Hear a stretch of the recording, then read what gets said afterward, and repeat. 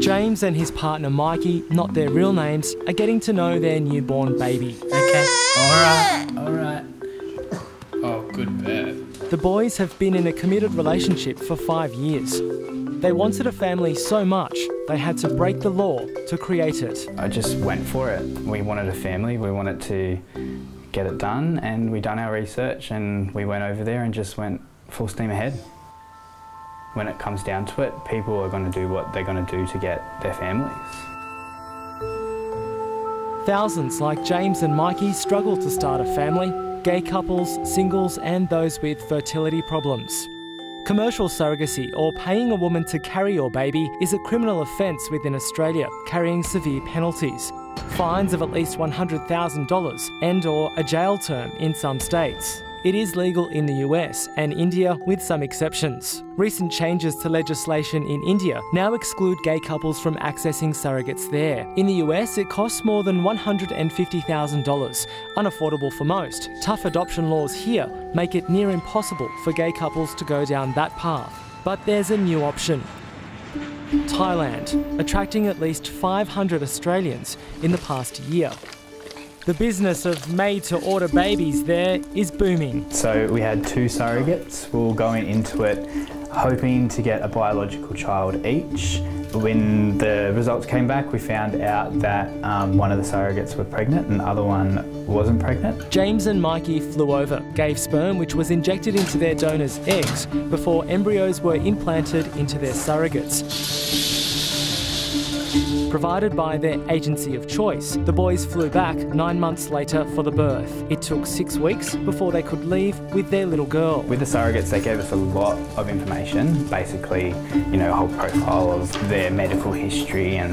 just down to personality traits and everything. And when we flew over, we got to meet them both before the whole process started, which was quite an amazing experience. It was beautiful. A trip to Thailand to start your family sounds like the perfect solution, but it's not as simple as it may seem. It's an unregulated industry, vulnerable to exploitation.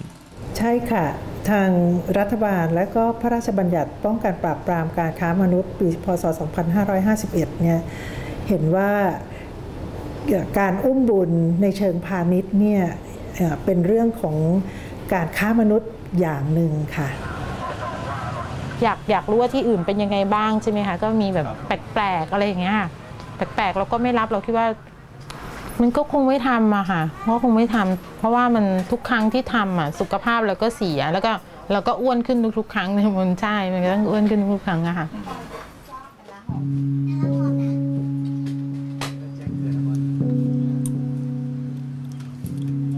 Tip lives in this single room that she shares with 3 others in a Bangkok suburb of welfare housing. She's invited me in to speak with her and a friend, Pri, also a surrogate currently carrying for an Australian couple. ตอนนี้กำลังตั้งครรภ์อยู่ค่ะอุ้มบุญ35 สัปดาห์แล้วค่ะคลอดเดือนหน้าค่ะก็ปัญหาเรื่องเงินนะก็จะมาช่วยครอบครัวอะไรอย่างเงี้ยค่ะ Tip and Pri are just 2 of thousands of wombs for hire in Thailand. They do it for the money. The girls refuse to tell me who their agencies are, nor will they reveal their own identities, fearing they'll be out of work. ถ้าเปิดเผยไปใช่ไหมคะ1แล้วคิดว่าแน่นอนเอเจนซี่ไม่ชอบแน่นอนเพราะเขาก็ไม่ให้ได้พูดมากเรื่องนี้ค่ะแล้วก็เราก็ทุกคนต้องการทำอีกอะค่ะเพราะถ้าเกิดพูดง่ายๆถ้าอย่างเขาไม่ชอบเราแล้วเราก็ไม่ได้ทำเราก็แย่ค่ะแล้วไม่ขอเสียงเราไม่รู้เราก็ยังไม่มั่นใจว่าสิ่งที่เราทำตอนนี้ถูกต้องหรือยังมันเป็นสิ่งสีเทาๆหรือเปล่าไม่รู้ถูกหรือผิดถ้าเกิดเราพลาดอะไรไปก็เราจะซวยหรือเปล่าอย่างเงี้ยค่ะ1คือกลัวแน่นอนเลยกลัวว่าเดี๋ยวเขาไม่พอใจเราก็จะไม่ได้ทำอีกอย่างเงี้ยค่ะแล้วไปเปิดเผยงานของเขาหรือเปล่าเขาจะต้องปกปิดหรือเปล่าเราก็ไม่รู้เรามีหน้าที่ในส่วนของการอุ้มเราก็อุ้มแค่นั้นเนี่ยอย่างถ้าเราออกมาพูดอย่างนี้เนี่ยเขาจะเสียหายในเรื่องการเงินของเขาไหมอย่างเงี้ยค่ะ The entire process from sperm, eggs, embryo to birth will cost around $50,000. It's unclear how much of that goes to the surrogates. Most agencies advertise they pay around $10,000 to $15,000, but the girls claim that's often not the case. ทิพย์คิดว่าถ้าเปิดเป็นแบบ เสรีเลยเนี่ยอย่างเช่นเราโดนหักเนี่ยมันก็น่าจะน้อยลงเพราะว่ามันมีมาตรฐานมันจะได้แบบมีการเปิดเผยว่าเขาได้กันเท่าไหร่แล้วโดนหักไปเท่าไหร่อย่างเงี้ยบางเจ้าก็หักเยอะหักน้อยอะไรเงี้ยเราก็ไม่รู้แต่เราก็เลือกเจ้าที่มั่นใจที่จะจ่ายเราตรงอย่างเงี้ยค่ะก็คือถ้าเปิดเผยที่ก็คิดว่าก็คือเหมือนการทำงานอย่างหนึ่งมันจะได้ไม่มีการแบบเอารัดเอาเปรียบเราเยอะเกินไปอย่างเงี้ยค่ะก็ดีถ้ามีการเปิดเผยจริงๆอะค่ะ